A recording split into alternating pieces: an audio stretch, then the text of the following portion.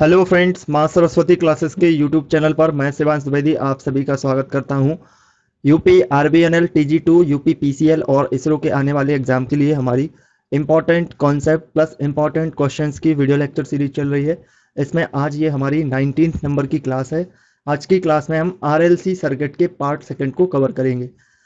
आगे बढ़ने से पहले आपको बताना चाहेंगे कि इंस्ट्रूमेंट्स इलेक्ट्रॉनिक्स मैकेनिक्स जो कि यूपी आरबीएनएल टीजी2 एग्जाम के लिए, अगर आप हमारी 5 मॉक टेस्ट सीरीज से जुड़ना चाहते हैं जो कि आपको ऑफलाइन पीडीएफ फॉर्मेट में मिलेगी, तो इसके लिए आप जुड़ सकते हैं। यहाँ पर आपको एक व्हाट्सएप नंबर दिया है, इसके लिए आपको 60 रुपीज़ का अमाउंट पे करना होगा।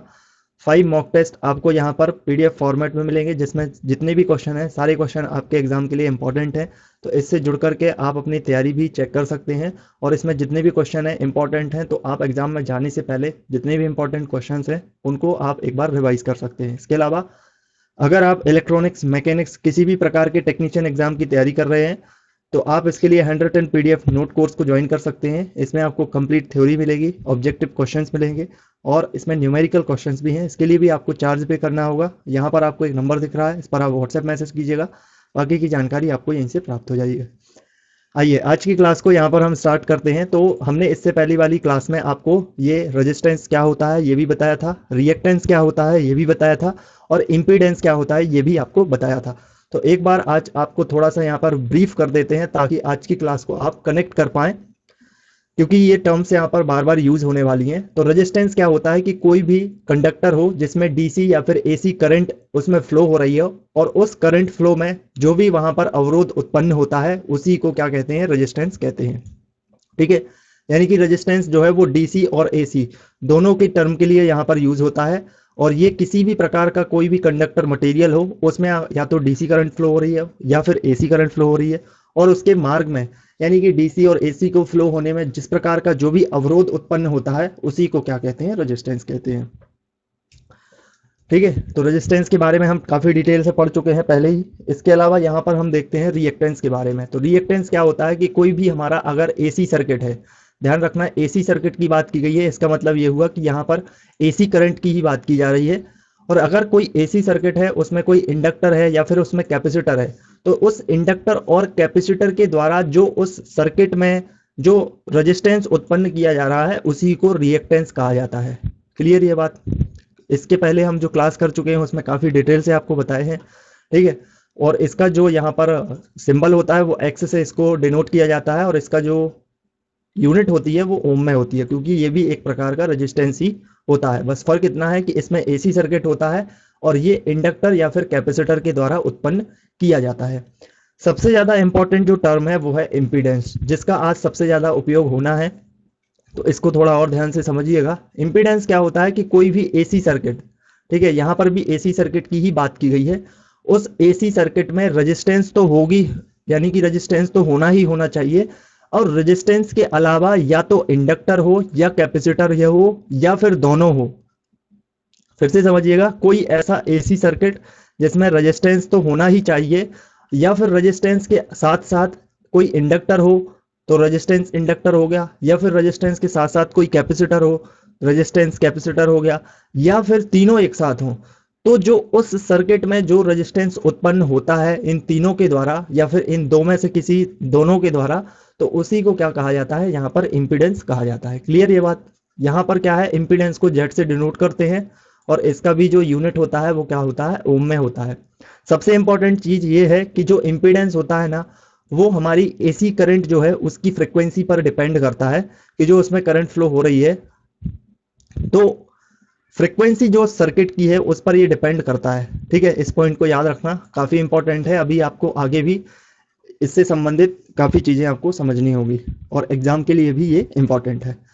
हमने आपको बताया था कि इसके जो सर्किट हैं वो 7 प्रकार के सर्किट बन सकते हैं। सबसे पहले आपको बताया था कि एक ऐसा सर्किट हो जिसमें केवल एक रेजिस्टेंस लगा हो, तो वो हम इसकी पहली वाली क्लास में कर चुके हैं। फिर आपको बताया था कि एक ऐसा सर्किट हो जिसमें केवल इंडक्टर लगा हो, तो वो भी हम कर चुके हैं। फिर हमने बताया था कि एक ऐसा सर्किट हो जिसमें सिर्फ कैपेसिटर लगा हो। तो 3 प्रकार के हम सर्किटों को, जो एसी सर्किट हैं, उनको इसके पहली वाली क्लास में काफी अच्छे से कवर कर चुके हैं। आज की क्लास में हम इसके बाद जो हमारे सर्किट बनते हैं वो 4 और रिमेनिंग रहते हैं, उन चारों को हम कवर करते हैं। तो इसमें सबसे पहले देखते हैं AC circuit containing resistance and capacitance, यानी कि एक ऐसा हमारा एसी सर्किट हो जिसमें क्या हो, एक रेजिस्टेंस लगा हुआ हो और एक क्या हो, कैपेसिटर लगा हुआ हो। ठीक है, तो एक ऐसा सर्किट देखते हैं जिसमें यहाँ पर रेजिस्टेंस भी हो और कैपेसिटर भी हो। तो यहाँ पर आप देख सकते हैं कि एक सर्किट है हमारे पास जिसमें क्या है, एक रेजिस्टेंस लगा हुआ है और एक यहाँ पर कैपेसिटर लगा हुआ है। तो जो हमारा कोई ऐसा सर्किट हो जिसमें रेजिस्टेंस के साथ कोई कैपेसिटर लगा हो, तो उस पूरे सर्किट का जो रेजिस्टेंस बनता है उसको हम क्या कहते हैं, इंपीडेंस कहते हैं। अभी अभी अब थोड़ी देर पहले आपको बताया है कि इंपीडेंस ऐसे सर्किट में उत्पन्न होता है जिसमें एसी करंट फ्लो हो रही हो और उस सर्किट में रेजिस्टेंस के साथ साथ या तो कोई कैपेसिटर लगा हो या फिर कोई इंडक्टर लगा हो या फिर तीनों ही लगे हों। समझ रहे हैं ना? तो यहां पर रेजिस्टेंस के साथ क्या लगा है, कैपेसिटर लगा हुआ है। तो इसका मतलब क्या हुआ कि इस सर्किट में जो विद्युत धारा यानी कि करंट के फ्लो में जो भी अवरोध उत्पन्न होगा उसको अब हम रेजिस्टेंस नहीं कहेंगे बल्कि उसको क्या कहा जाएगा, इंपीडेंस कहा जाएगा। तो ये रेजिस्टेंस क्या होता है, सॉरी इंपीडेंस क्या होता है, ये एक प्रकार का रेजिस्टेंस ही होता है। सिर्फ इसका यहाँ पर नाम बदल दिया है ताकि हमें ये समझने में आसानी हो कि इंपीडेंस है तो इसका मतलब यहाँ पर कैपेसिटर के साथ रेजिस्टेंस के साथ साथ या तो कैपेसिटर है या फिर इंडक्टर है। अब अगर आपसे क्वेश्चन किया जाए कि ऐसा सर्किट है आपके एग्जाम में, मतलब क्वेश्चन कर लिया जाए कि कोई आरसी सर्किट है, इसको आरसी क्यों कहा, क्योंकि रेजिस्टेंस है तो उसका आर हो गया और कैपेसिटर है तो उसका सी हो गया। तो आपसे क्वेश्चन किया जाए कि अगर कोई आरसी सर्किट है तो उसका इंपीडेंस जो होता है वो क्या होता है। तो इंपीडेंस के लिए सीधा सा फॉर्मूला है, यहाँ पर आपको ये फॉर्मूला याद करना होगा।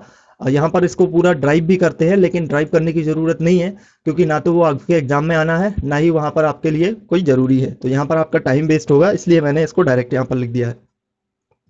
तो आपको थोड़ी देर पहले ही बताया कि इंपीडेंस को हम शो करते हैं जेड से, यानी इसको जेड से डिनोट करते हैं। तो जेड इज इक्वल टू क्या हो जाएगा, under root R square plus 1 omega square C square. इसको क्या कहते हैं, ओमेगा कहते हैं। तो ये हो जाता है हमारा 1 ओमेगा स्क्वायर सी स्क्वायर।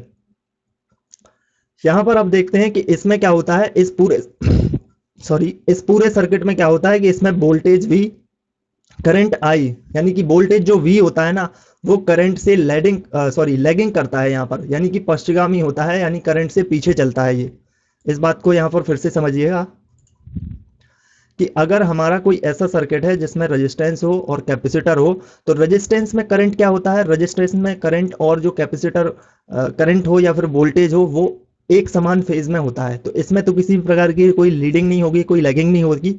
लेकिन जो लैगिंग होगी ना वो कैपेसिटर की वजह से होगी, क्योंकि कैपेसिटर क्या करता है कि उसमें वोल्टेज जो होता है वो करंट से पीछे चलता है।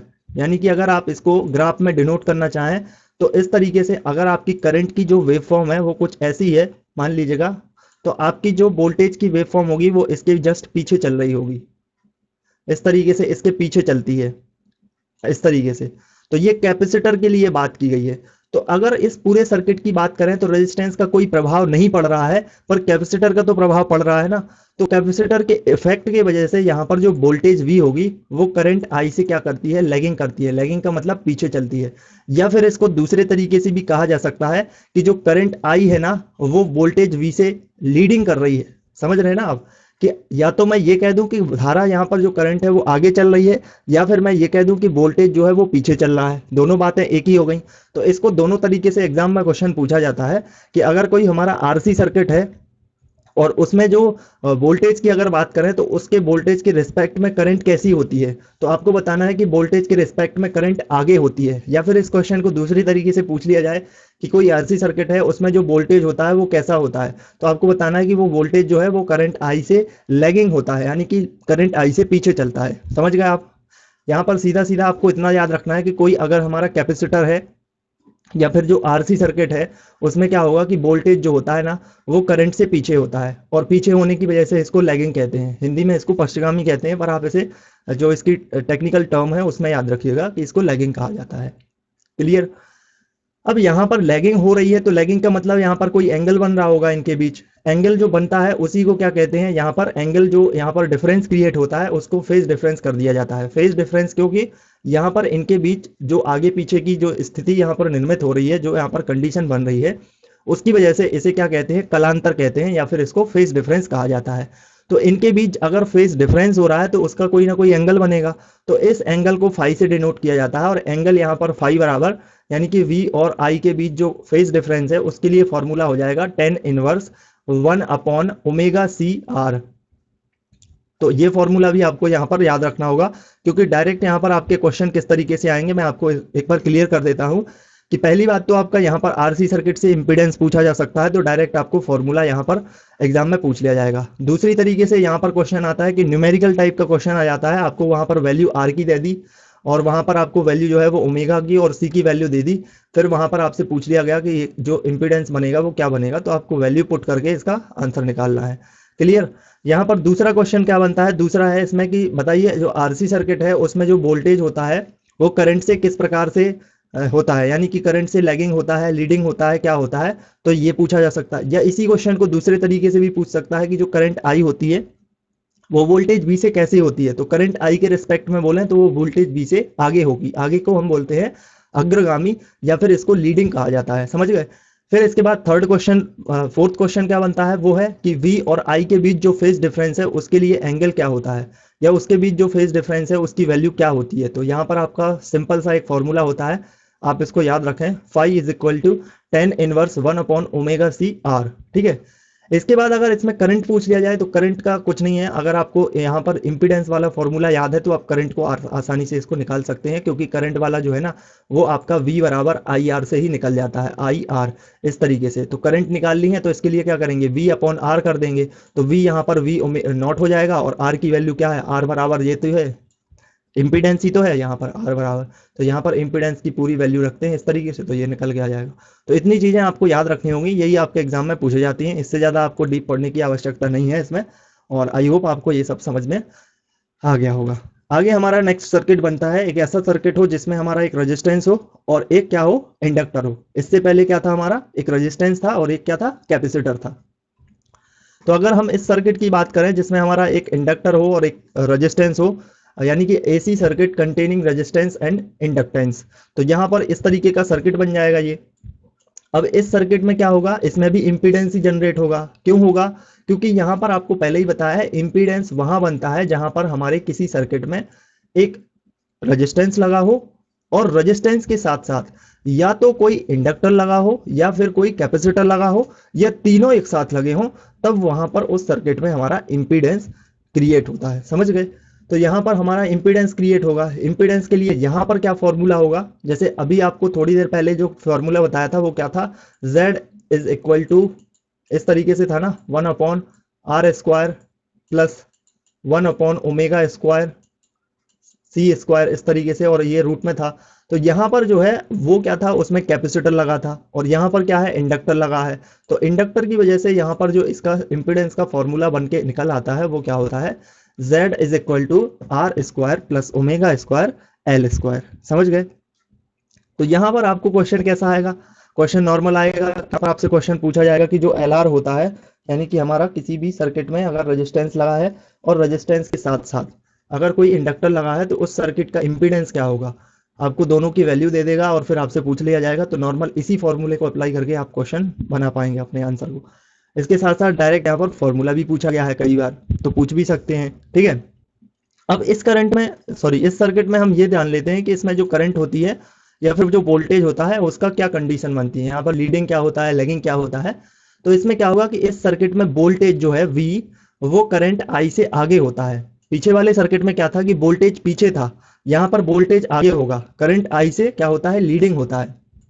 आपको सिर्फ इतना ध्यान रखना है कि अगर किसी सर्किट की हम बात करें, किसी भी सर्किट में, तो अगर उसमें रेजिस्टेंस लगा है, जो मैंने आपको इससे पहली वाली क्लास में काफ़ी अच्छे से बताया था, अगर आपको याद हो, नहीं हो तो थोड़ा सा यहाँ पर ध्यान देके समझ लीजिएगा इस बात को, कि अगर हमारे किसी भी सर्किट में केवल रेजिस्टेंस लगा हो तो उस सर्किट में कोई भी फेज डिफरेंस नहीं होता है, यानी कि उस एसी सर्किट में किसी भी प्रकार के ना तो उसके वोल्टेज में डिफरेंस होगा एंगल में और ना ही उसकी करंट में, यानी कि दोनों एक साथ ही चलेंगे।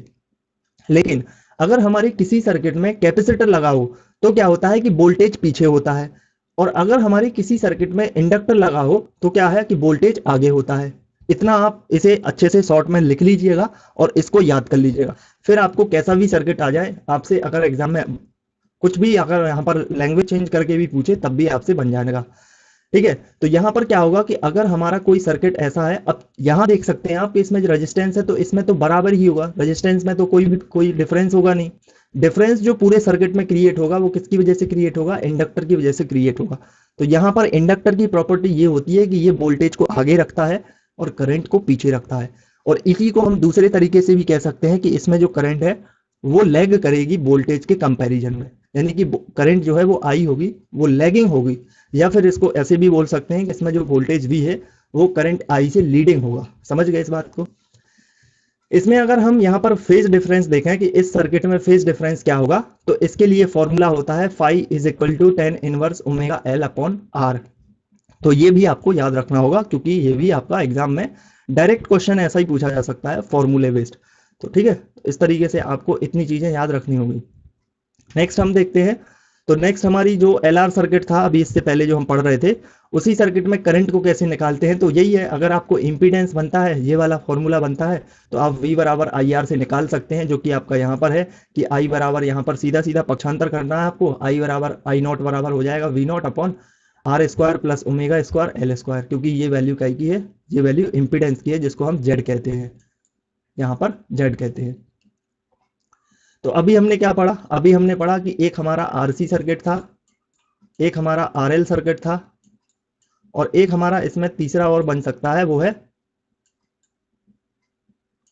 LC circuit. यानी कि यहाँ पर एक क्या लगा है, इंडक्टर लगा है, और एक यहाँ पर क्या लगा है, कैपेसिटर लगा है। ये देख रहे हैं ना आप, ये क्या है, इंडक्टर है, और ये क्या है, कैपेसिटर है। ठीक है। तो यहाँ पर क्या होगा, यहाँ पर हम थोड़ा सा इसको जान लेते हैं। यहाँ पर क्या होगा कि इस सर्किट में विभवांतर VL करंट I से 90 डिग्री जो होगा वो लीडिंग होगा। यानी कि अब देखना है, यहाँ पर समझना है इस बात को। यहाँ पर आप देख सकते हैं कि हमारे पास क्या है, एक है हमारे पास कैपेसिटर। कैपेसिटर में क्या होता है, अभी अभी थोड़ी देर पहले बताया आपको, कैपेसिटर में क्या होता है कि वोल्टेज पीछे होता है। इंडक्टर में क्या होता है कि वोल्टेज आगे होता है। ठीक है। तो यहां पर वही बात लिखी है कि इस सर्किट में क्या होगा कि VL क्या है, VL सफिक्स में L लगा, इसका मतलब क्या हुआ कि ये इस वाले वोल्टेज की बात की जा रही है, जो कि इसके इंडक्टर के टर्मिनल पर अप्लाई हो रहा है, तो उसको हमने VL कह दिया। तो VL क्या होता है, 90 डिग्री आगे होता है। अभी अभी बताया ना आपको कि ये 90 डिग्री क्या है, इंडक्टर जो है, इंडक्टर में जो वोल्टेज अप्लाई हो रहा है वो उसमें फ्लो होने वाले करंट से 90 डिग्री लीडिंग होता है। और अगर हम कैपेसिटर की बात करें, तो कैपेसिटर में सेकंड वाले में आप देख रहे हैं कि कैपेसिटर में क्या होगा कि यहां पर आप देख सकते हैं, इसमें कैपेसिटर की प्रॉपर्टी ये होती है कि इसमें वोल्टेज पीछे होता है करंट से। ये बार बार मैं आपको बता रहा हूं, तो इन्हीं दो कॉन्सेप्ट का तो यूज हो रहा है पूरे सर्किट में। तो यहां पर क्या होगा कि जो हमारा ये कैपेसिटर वाला पार्ट है, इसमें क्या होगा कि जो पोटेंशियल डिफरेंस या फिर इसको हम वोल्टेज कह सकते हैं, कि जो यहाँ पर विभवांतर है जो इसके टर्मिनल पर अप्लाई हो रहा है, इसी वजह से हमने इसको VC बोल दिया। VC क्यों, क्योंकि यहाँ पर C सफिक्स में लगा दिया, ताकि ये डिनोट कर रहा है कि ये कैपेसिटर के टर्मिनल का वोल्टेज है। तो यहाँ पर क्या होगा कि ये विभवांतर VC जो होगा वो I से 90 डिग्री पीछे होता है, लैगिंग होता है। फिर से आप इसको याद रखिएगा, मैं आपको फिर से बता देता हूँ, इसी कॉन्सेप्ट का बार बार यूज हो रहा है कि अगर रेजिस्टेंस होता है तो रेजिस्टेंस में कोई भी लीडिंग या लीडिंग वाला कुछ कॉन्सेप्ट नहीं होता है। इसमें दोनों बराबर होते हैं, बराबर तरीके से फ्लो होते हैं, ना कोई इसमें पोटेंशियल डिफरेंस या फिर वोल्टेज पीछे होता है, ना ही करंट पीछे होती है। रेजिस्टेंस की बात की गई है। अगर मैं कैपेसिटर की बात करूं, तो कैपेसिटर में क्या होता है कि कैपेसिटर में वोल्टेज जो होता है वो पीछे चलता है। किससे पीछे चल रहा है, करंट से पीछे चल रहा है। ठीक है। और अगर मैं इंडक्टर से बात करूं, इंडक्टर के रिस्पेक्ट में, तो इसमें क्या होता है कि वोल्टेज आगे चलता है, किससे, करंट के कंपैरिजन में। समझ गए, इन्हीं तीनों कॉन्सेप्ट का यहाँ पर यूज हो रहा है। तो यहाँ पर क्या बात की गई है, यहाँ पर ये बात की गई है कि इस तरीके से जिसमें जो सर्किट की प्रॉपर्टी है, जिस कंपोनेंट की प्रॉपर्टी है, उसके अनुसार जो आगे हो रहा है, तो ये आगे चल रहा है, ये यहाँ पर पीछे चल रहा है। तो टोटल जो इनका डिफरेंस हो जाएगा VL और VC का, यहाँ पर जो डिफरेंस बन जाएगा वो कितना बन जाएगा, 180 का डिफरेंस यहाँ पर क्रिएट हो जाएगा, क्योंकि 90 डिग्री ये आगे चल रहा है और 90 डिग्री ये पीछे चल रहा है। तो ये कितना यहाँ पर फेज डिफरेंस क्रिएट कर रहा है, ये फेज डिफरेंस क्रिएट करता है 90 प्लस 90 180। तो यहाँ पर LC सर्किट का जो इंपीडेंस निकल के आएगा, उसका फॉर्मूला हो जाएगा Z is equal to omega L minus 1 upon omega C। ये क्वेश्चन, ये जो इंपॉर्टेंट है, ये फॉर्मूला याद रखना इसके लिए। डायरेक्ट क्वेश्चन आता है यहाँ पे, ठीक है।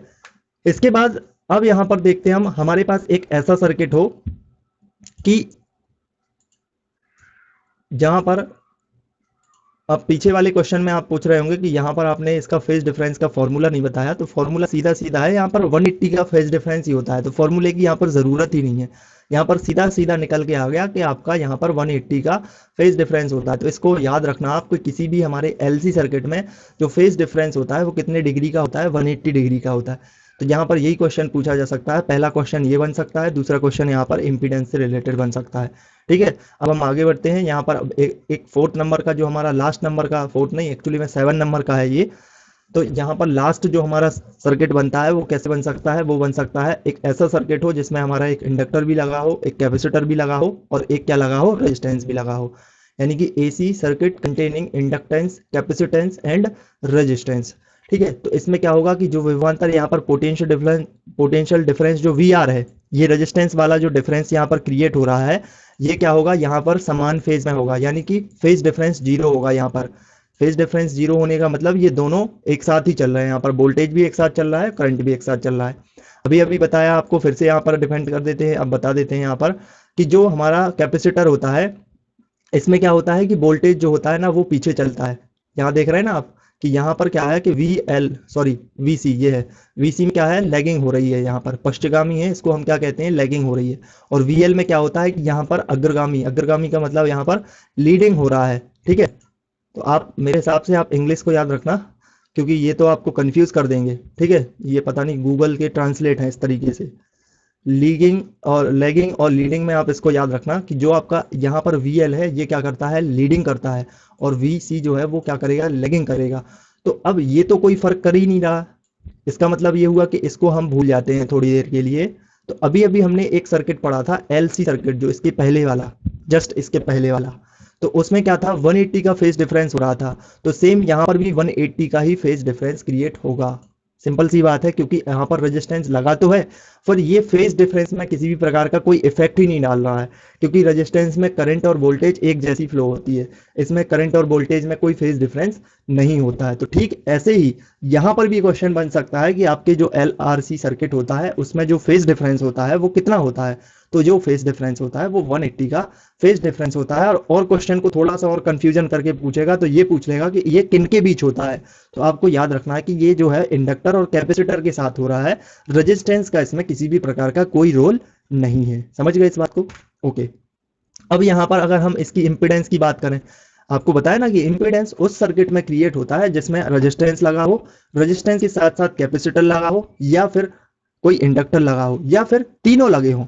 तो उसकी वजह से क्या होता है, इम्पीडेंस क्रिएट होता है। इम्पीडेंस कुछ भी नहीं है, एक प्रकार का हमारा रेजिस्टेंस ही होता है, जो एसी सर्किट के लिए यहाँ पर यूज किया जाता है ये टर्म। और ये LRC इस तरीके से होता है। तो यहाँ पर इसके लिए फॉर्मूला क्या हो जाएगा, R² plus XL minus XC whole square यहाँ पर। और XL की बात करें तो XL क्या होता है, ओमेगा L, ठीक है। XC की बात करें तो ये क्या होता है, 1/ओमेगा C। समझ गए? तो यहाँ पर अब जब हम इसकी वैल्यू को पुट करते हैं तो टोटल फाइनली हमारा जो फॉर्मूला बन के आता है वो ये होता है। तो आपको दोनों को याद रखना होता है। बस यहाँ पर फर्क ये है कि XL की वैल्यू ओमेगा L होती है जिसको रख दिया है, XC की वैल्यू ओमेगा C होती है जिसको यहाँ पर रख दिया है। तो दोनों आपको याद रखने हैं। यहाँ पर न्यूमेरिकल क्वेश्चन बनता है आपका। और अगर इसके फेज डिफरेंस के लिए पूछे तो फेज डिफरेंस वैसे तो 180 का होता है, पर यहाँ पर अगर फॉर्मूला पूछ लिया जाए तो फॉर्मूला इस तरीके से होता है, ठीक है। तो आज की क्लास में हमने जो हमारे RLC सर्किट होते हैं इनको पूरी तरीके से कंप्लीट किया। अब यहाँ पर जो हमने लास्ट वाला सर्किट पढ़ा ना, LRC, इस सर्किट से रेजोनेंस क्रिएट होता है, जो कि हम कल की क्लास में पढ़ेंगे और इसको समझेंगे कि रेजोनेंस कैसे क्रिएट होता है और क्या क्या चीज़ें होती हैं। रेजोनेंस के बारे में एक एक चीज़ अच्छे से कवर कर लेंगे। तो आज की क्लास आपको अच्छी लगी है, लाइक करना, वीडियो को शेयर करना अपने फ्रेंड्स के साथ, और चैनल पर नए हैं तो सब्सक्राइब जरूर कीजिएगा और नोटिफिकेशन बेल आइकन को भी प्रेस कर दीजिएगा, ठीक है। और आज की क्लास को यहीं खत्म करते हैं। हमारी जो क्लास होती है वो डेली इवनिंग में 5:30 पर होती है। बाकी की क्लासेस को आप प्लेलिस्ट में देख सकते हैं, प्लेलिस्ट का जो लिंक है वो आपको डिस्क्रिप्शन बॉक्स में मिल जाएगा। और इसके अलावा अगर आप इसके लिए हमारी जो ऑफलाइन टेस्ट सीरीज है इससे जुड़ना चाहते हैं तो आप इसे जुड़ सकते हैं। इसके लिए 5 मॉक टेस्ट मिलेंगे आपको, टेक्निकल सब्जेक्ट इसमें कवर किया गया है। सारे क्वेश्चन इसमें इंपॉर्टेंट हैं, जो आपके प्रीवियस ईयर एग्जाम में पूछे गए हैं उस तरीके से यहाँ पर रखे गए हैं क्वेश्चन। कुछ नए क्वेश्चन को भी रखा गया है, यानी क्वेश्चंस का पैटर्न रखा गया, क्वेश्चन ज्यों के त्यों नहीं रखे हैं प्रीवियस वाले, पैटर्न रखा गया है यहाँ पर। ठीक है, ये डेडिकेटेड न्यू टेस्ट सीरीज बनाई गई है। यहाँ पर आपको नंबर देख सकते हैं, इस नंबर पर व्हाट्सएप मैसेज करना है, बाकी की जानकारी आपको यहीं से प्राप्त होगी और इसके लिए आपको मात्र 60 रुपीज़ का अमाउंट पे करना होगा। ठीक है, तो चलिए कल मिलते हैं हम इसी टाइम पर अपनी क्लास में। So thank you for watching.